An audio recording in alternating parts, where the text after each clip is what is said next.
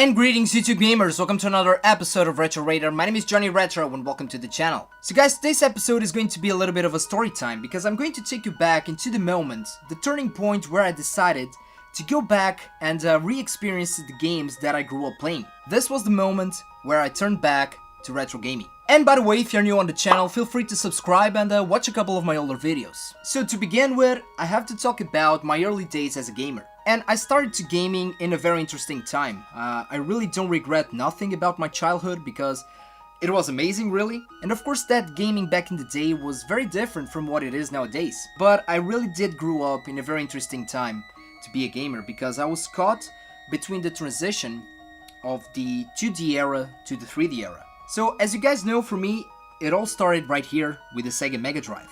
These were probably my very first introductions to gaming, you know, Sonic the Hedgehog, Streets of Rage, and Mortal Kombat. So this was really the beginning for me, and I was mesmerized about it, you know, when I first saw these games, when I started playing them and learning about this stuff, it was really a moment where it was life-changing. Like every other kid, you know, I was 5 years old and I was very much into cartoons, and these really look like cartoons where I was a part of it. I have great memories with the Mega Drive playing with my friends, and then I moved on to the PlayStation. And this right here was really the turning point.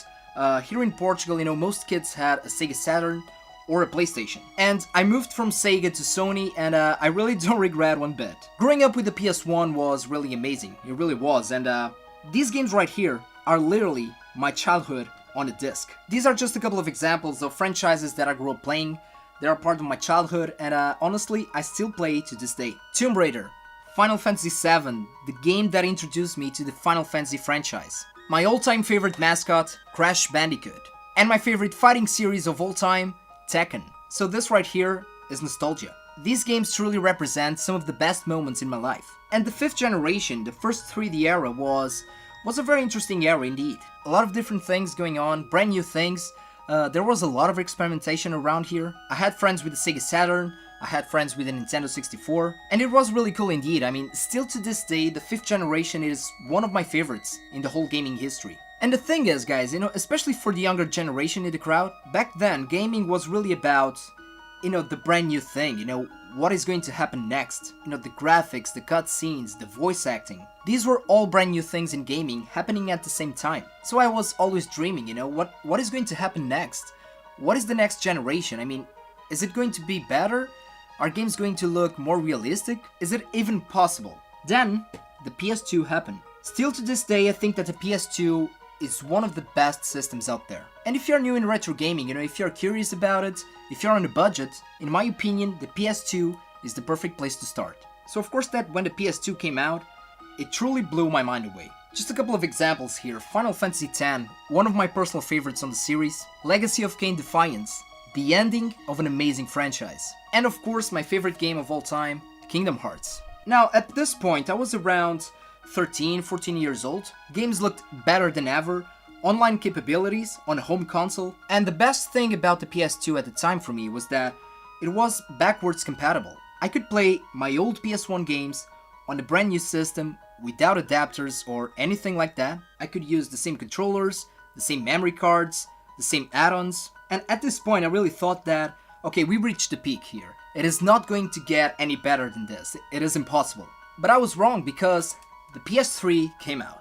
Now, the thing about the PS3 for me was that, and this hurts a little bit to say because, you know, as a kid who grew up with Sony home consoles, the PS3, it is my least favorite home console by Sony.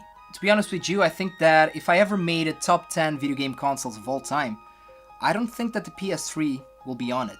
And I'm not hating on the system, and I'm not judging who likes the PS3 because there's an entire generation that grew up with this machine. I mean, like the Mega Drive was the first one for me, maybe for you, it was the PS3. But to me, it was a very dark time in gaming, it really was. First of all, no backwards compatibility. Now you can because of the firmware, but at the time you couldn't. And talking about the firmware, you know, the thing was that back in the early 90s, you know, the games that you would play at home on your home console were ports of arcade games. So the point back in the day was to, you know, bring the arcade experience at home. But with this generation, consoles became PC-like machines. And still to this day it is true. I mean, PCs are, the most powerful route when it comes to gaming. And back in the mid-2000s, I think that gaming companies tried to, create some sort of a hybrid between PCs and consoles. And I'm okay with that. I used to be a big PC gaming when I was into online games and stuff, but the problem for me with this generation right here was the whole, DLCs thing, the whole digital thing, the firmware updates. And it is a thing now, I'm okay with it, but back in the day it was really a letdown. I was not very much into, tech stuff and, hardware, software, stuff like that. But we did receive a couple of good titles and brand new franchises that are still around these days. Games like Assassin's Creed, GTA 4, a lot of people bash this game, I kinda like it. And the comeback of games like Tekken Tag. But the really turn off for me was, I think that we lost, at the time, we lost the simplicity of gaming. The graphics were more beautiful and more realistic than ever, amazing gameplays, open worlds, but they were not very intuitive in my opinion. And it might be a little bit unfair for me to say this, but I think that games during this era was all about, the bling bling, if you will. It was all about the graphics and the beauty of the games and the capabilities of the machine. But then I think that we lost the fun, the fun of playing a game. The old school feeling of, just plug and play, put a game on and just have fun with it. No loading times, no DLCs. And some of these games, if you get the game that you see right here is incomplete because you need a DLC for a certain costume or the game was buggy. But back in the day, this was it. This was the game. So I really got bored. I got bored with gaming. I ditched console gaming for a while and that's when I got really heavy into World of Warcraft. I thought that, well, if it is going to be all digital, all DLC, all online, then I'm going to give this one a try. And I really played a lot of World of Warcraft. But the thing is, although I love this game, I'm a console gamer. I've always been into video game consoles. So I was looking for something new, something fresh that the PS3 was not giving me. I tried the Xbox 360 that my friends had. It was really the same thing for me. The Nintendo Wii, well, I never liked the Nintendo Wii, sorry. So that was the moment where it just clicked for me. By this time I was 18 years old. That's when I decided to go back in time and play the games and the systems that I skipped in my childhood. First off, I got a Mega Drive.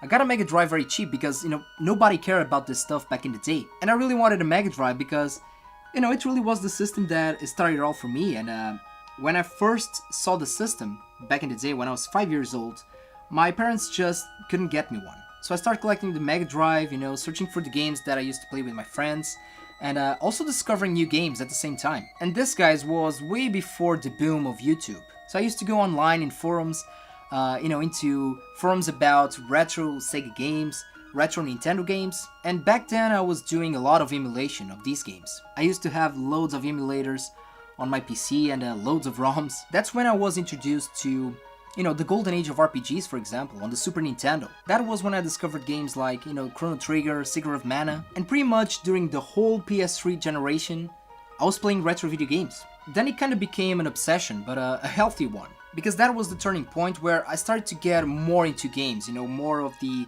behind the scenes, if you will. Gaming companies, obscure systems, region exclusive, stuff like that. And eventually, taking into account that I grew up in a family of collectors, I became a video game collector. That's when I started my retro gaming journey that it led me to here, to all of this. Now I just want to say one thing, guys, I'm not all about retro gaming. I do like modern stuff and to be honest with you, I'm really loving what's happening in gaming nowadays. We have a variety of options and we truly have a little bit of everything for everybody.